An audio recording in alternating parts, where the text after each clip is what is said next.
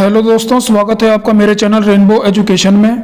दोस्तों, आज के इस वीडियो में हम पर्यावरण के मोस्ट इम्पोर्टेंट क्वेश्चन सॉल्व करने वाले हैं, जो कि आपके सिलेबस के अकॉर्डिंग और प्रीवियस ईयर पेपर पर बेस्ड हैं। तो वीडियो को ध्यान से देखिएगा, और आपने अभी तक हमारे चैनल रेनबो एजुकेशन को सब्सक्राइब नहीं किया है तो जल्दी से सब्सक्राइब कर लीजिए, ताकि आने वाली सभी इम्पोर्टेंट वीडियो की नोटिफिकेशन सबसे पहले आपको मिले। तो चलिए वीडियो को शुरू करते हैं। हमारा पहला प्रश्न है, विश्व पर्यावरण दिवस कब मनाया जाता है? 4 ऑप्शन दिए गए हैं। ए 2 दिसंबर, बी 16 सितंबर, सी 5 जून, डी 11 जुलाई। तो इसका राइट आंसर होगा सी 5 जून। विश्व पर्यावरण दिवस पर्यावरण की सुरक्षा और संरक्षण हेतु पूरे विश्व में मनाया जाता है। 5 जून 1974 ईस्वी को पहला विश्व पर्यावरण दिवस मनाया गया था। चलिए आगे बढ़ते हैं। एम.एस. स्वामीनाथन एक ए पत्रकार थे, बी कृषि वैज्ञानिक थे, सी पारिस्थितिकी वैज्ञानिक थे, डी पक्षी वैज्ञानिक थे। तो यहाँ पर राइट आंसर होगा बी कृषि वैज्ञानिक थे। एम.एस. स्वामीनाथन पौधों के जेनेटिक वैज्ञानिक थे, जिन्हें भारत की हरित क्रांति का जनक भी माना जाता है। चलिए आगे बढ़ते हैं। हमारा अगला प्रश्न है, wild life institute of India कहाँ स्थित है? 4 ऑप्शन दिए गए हैं। ए नई दिल्ली, बी कोयम्बटूर, सी अहमदाबाद, डी देहरादून। तो इसका राइट आंसर होगा डी देहरादून। चलिए आगे बढ़ते हैं। हमारा अगला प्रश्न है, प्रकाश संश्लेषण के दौरान हरे पौधे निम्न में से किसे सोख लेते हैं? 4 ऑप्शन दिए गए हैं। हीलियम, बी नाइट्रोजन, सी कार्बन डाइऑक्साइड, डी ऑक्सीजन। तो इसका राइट आंसर होगा सी कार्बन डाइऑक्साइड। यहाँ सजीव कोशिकाओं के द्वारा प्रकाशीय ऊर्जा को रासायनिक ऊर्जा में परिवर्तित करने की क्रिया को प्रकाश संश्लेषण कहते हैं। प्रकाश संश्लेषण वह क्रिया है जिसमें पौधे अपने हरे रंग वाले भाग जैसे पत्ते द्वारा सूर्य के प्रकाश की उपस्थिति में वायु से कार्बन डाइऑक्साइड तथा भूमि से जल लेकर जटिल कार्बनिक खाद्य पदार्थ जैसे कार्बोहाइड्रेट का निर्माण करते हैं। चलिए आगे बढ़ते हैं। हमारा अगला प्रश्न है, अपशिष्ट उत्पादों को खाने वाले जीवों को कहा जाता है? 4 ऑप्शन है। ए मृतक भक्षी, बी मांस भक्षी, सी शाक भक्षी, डी रसायन भक्षी।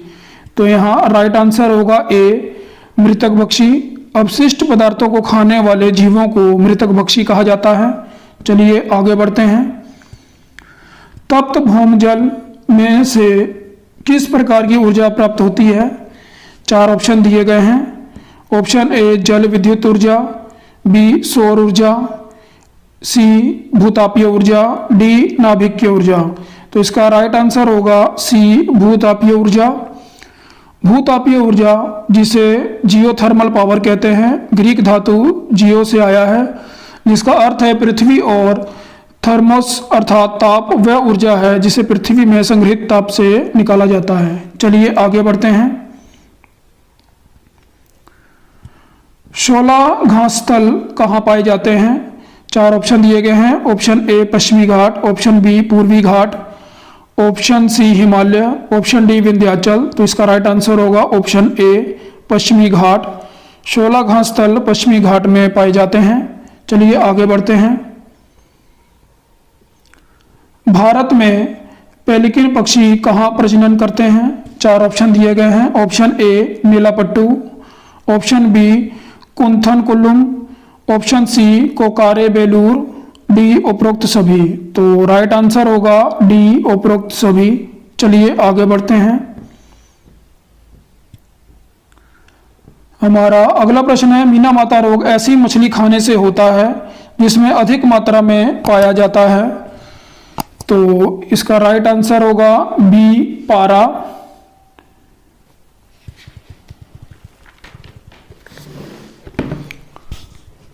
चलिए आगे बढ़ते हैं। हमारा अगला प्रश्न है, ओजोन परत का अधिकतम ह्रास निम्न में से किस पर हुआ है? तो यहाँ चार ऑप्शन दिए गए हैं। ए उत्तरी ध्रुव, बी दक्षिणी ध्रुव, सी भूमध्य रेखा, डी उपयुक्त में से कोई नहीं। तो इसका राइट आंसर है बी दक्षिणी ध्रुव।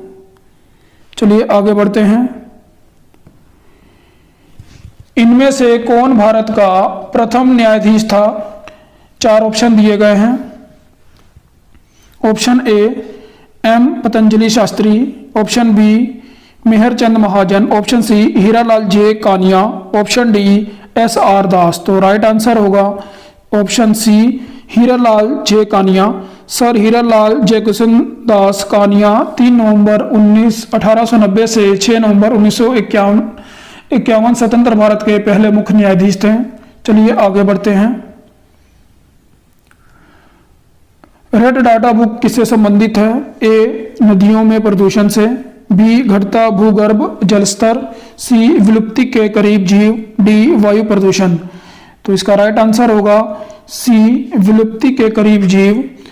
संकटाग्रस्त जातियों की IUCN लाल सूची, जिसे IUCN लाल सूची या रेड डाटा सूची भी कहते हैं, अंतर्राष्ट्रीय प्रकृति संरक्षण संघ IUCN विश्व स्तर पर विभिन्न जातियों की संरक्षण स्थिति पर निगरानी रखने वाला सर्वोच्च संगठन है। चलिए आगे बढ़ते हैं। इनमें से कौन वर्तमान राष्ट्रीय महिला आयोग की अध्यक्ष है? तो राइट आंसर होगा, यहाँ चार ऑप्शन दिए गए हैं। ए गिरिजा व्यास, बी मालिनी भट्टाचार्य, सी रेखा शर्मा, डी यास्मीन अबरार। तो राइट आंसर होगा सी रेखा शर्मा। चलिए आगे बढ़ते हैं। किस गैस के वर्षा के पानी में घुलने से वर्षा का पानी अम्लीय हो जाता है? यहाँ चार ऑप्शन दिए गए हैं। Option A hydrogen peroxide, B carbon dioxide, C nitrogen monoxide, D sulphur dioxide. तो राइट आंसर होगा डी सल्फर डाइऑक्साइड। अम्लीय वर्षा प्राकृतिक रूप से ही अम्लीय होती है। इसका कारण यह है कि पृथ्वी के वायुमंडल में सल्फर डाइऑक्साइड और नाइट्रोजन ऑक्साइड जल के साथ क्रिया करके नाइट्रिक अम्ल और गंधक का तेजाब बन जाता है। चलिए आगे बढ़ते हैं। हमारा अंतिम क्वेश्चन है, कौन सी ग्रीन हाउस गैस वातावरण में सबसे अधिक मात्रा में उपस्थित रहती है? चार ऑप्शन दिए गए हैं। ए प्रोपेन, बी एथेन, सी कार्बन डाइऑक्साइड, डी मीथेन। तो इसका राइट आंसर होगा सी कार्बन डाइऑक्साइड। कार्बन डाइऑक्साइड का उत्सर्जन पिछले 10 से 15 सालों में 40 गुना बढ़ गया है। तो साथियों, आज आपके कितने आंसर सही हुए हैं, इसका जवाब हमारे कमेंट बॉक्स में जरूर दीजिएगा। और मिलते हैं हम अगले अपने EVS की अगली सीरीज में। तब तक के लिए हमारे चैनल के साथ बने रहिए। जय हिंद साथियों।